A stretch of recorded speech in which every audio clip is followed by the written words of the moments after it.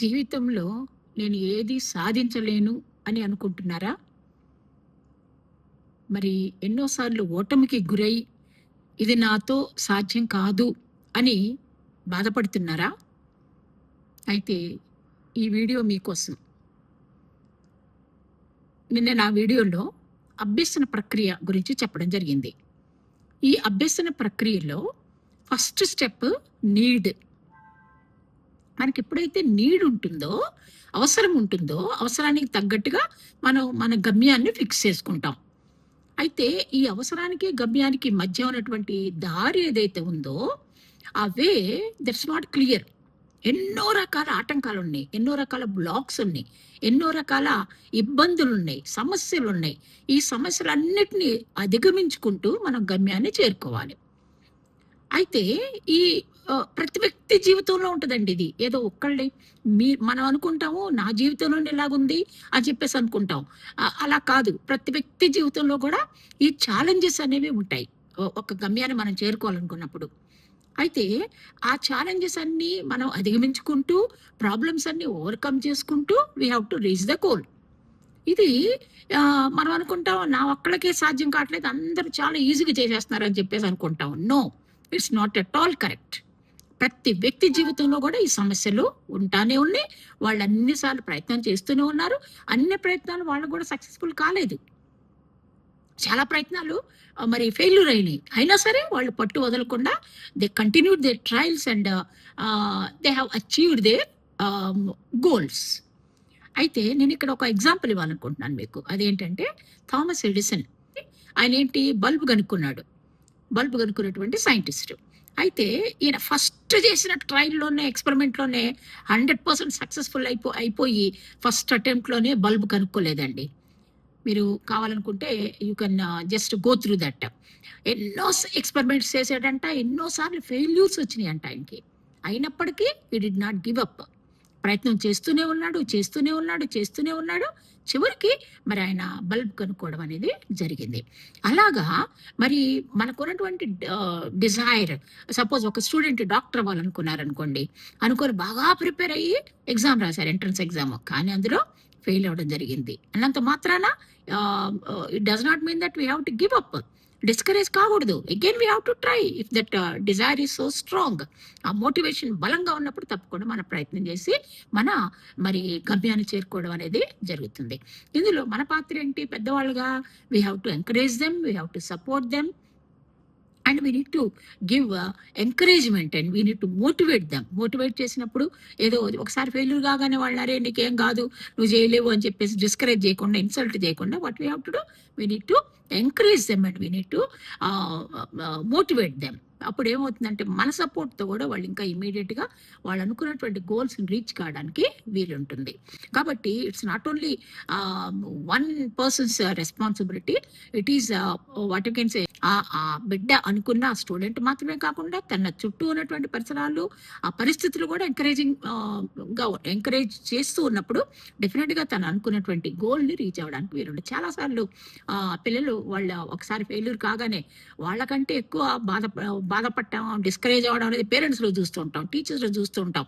అరే నా క్లాస్ అంతా నేను అనుకున్నటువంటి గోల్ రీచ్ కాలేకపోయామే, నా పిల్లలు నేను అనుకున్నటువంటి గోల్స్ రీచ్ కాలేకపోయామని చెప్పేసి వాళ్ళు ఎప్పుడు బాధపడుతుంటారు. బాధపడటం మాత్రం కాకుండా దే డోంట్ ఎంకరేజ్. భయంకరంగా డిస్కరేజ్ చేస్తుంటారు. ఫెయిల్ అయిపోయావు, నీకు ఇక కాదిక, ఇట్స్ నాట్ పాసిబుల్, ఇది ఆపేసే, ఇంకా ప్రయత్నం చేయడం కూడా వేస్ట్ అని చెప్పేసి ఎన్నో రకాలుగా మనం డిస్కరేజ్ చేస్తుంటాం. That is not proper. ఎప్పుడైనా సరే వాళ్ళకి స్ట్రాంగ్ డిజైర్ ఉన్నప్పుడు ఒకసారి కాకపోతే ఇంకొకసారి failures are stepping stones for success. We should not forget that. ఇవ్వండి, ఓటమి అనేది very common in everybody's life. ఒకటి మనం గుర్తుపెట్టుకోవాల్సింది, చాలాసార్లు అనుకుంటాం ఈ సమస్య నాకే ఉంది, ఈ ప్రాబ్లమ్స్ నాకే ఉన్నాయి, అందరూ హ్యాపీగా ఉన్నారు, అందరూ సక్సెసే ఉంటుంది వాళ్ళ జీవితంలో అని చెప్పేసి. కాదండి, అలా కాదు. Everybody will have their own problems.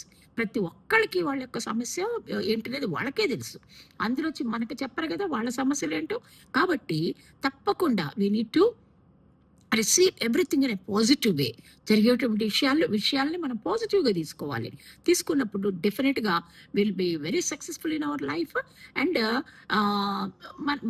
మనకు మనమే మోటివేషన్ కాకుండా మనం ఇతరులకు కూడా మోటివేషన్లు ఇచ్చేవాళ్ళుగా ఉండగలుగుతాం.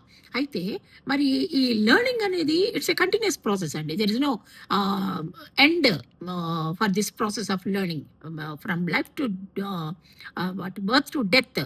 This process continues. ఎప్పుడు కూడా మనం we should not give up. ఇక చాలు, నేను చదువుకోవాల్సిన అవసరం లేదు, I know I have so many qualifications, I need not continue అని ఎప్పుడు కూడా మనం అనుకోవాల్సిన అవసరం లేదండి. It's a continuous process. We have to continue our qualifications. We have to read books. We have to get we have to update our knowledge. So learning is a continuous process, and from birth to death. Simply I would like to conclude by saying one statement. Adentante learning is life is learning. Learning is life is learning. అంటే అసలు నేర్చుకోవడం మన జీవితమే, నేర్చుకుంటూనే కొనసాగేటువంటి జీవితం. నేర్చుకోకుండా మనం ఏది కూడా చేయలేం. ఆ నేర్చుకునే ప్రాసెస్లో ఎన్నోసార్లు మనం ఓటమి ఎదుర్కొంటూ ఉంటాం. It's very common. ఫెయిల్యూర్స్ అనేవి very common in everybody's life, not only in your life. మీ జీవితంలోనే కాదండి, ప్రతి వాళ్ళ జీవితంలో ఓటమి అనేది వెరీ కామన్. అయితే ఓటమి వచ్చింది కదా అని చెప్పేసి మనం అన్ని మానేసి మనం అసలు ప్రయత్నం చేయకుండా ఉంటే అసలు జీవితంలో ఏది సాధించలేమండి. జీవితంలో ఏది సాధించలేము. మనం గొప్పోళ్ళు అనుకునేటువంటి ప్రతి వ్యక్తి జీవితంలో కూడా ఓటమి అనేది ఉంది. కాబట్టి you please refer their history. పెద్ద పెద్ద సైంటిస్టులు, గొప్ప గొప్ప వ్యక్తులు అనుకున్న వాళ్ళందరి జీవితాల్లో కూడా ఓటమి ఉంది అనే విషయాన్ని నేను చాలా మరి క్లియర్గా మీకు అందరికీ చెప్పాలనుకుంటున్నాను. So don't discourage your self, don't get discouraged. And please I also appeal to the teachers, elders of the society. You please encourage them, you please help them to continue their trials, to achieve they goals. Especially ఎన్నో రకాల goals ఉంటాయి, కానీ ఒక్కసారి fail కాగానే వాళ్ళు ఏం చేస్తారంటే they give up, they stop, discourage అయిపోతారు. అది అనేది ఎప్పుడు కూడా మంచి పద్ధతి కాదు. And we should try our level best, and we have to try again and again. We have to try to overcome the barriers.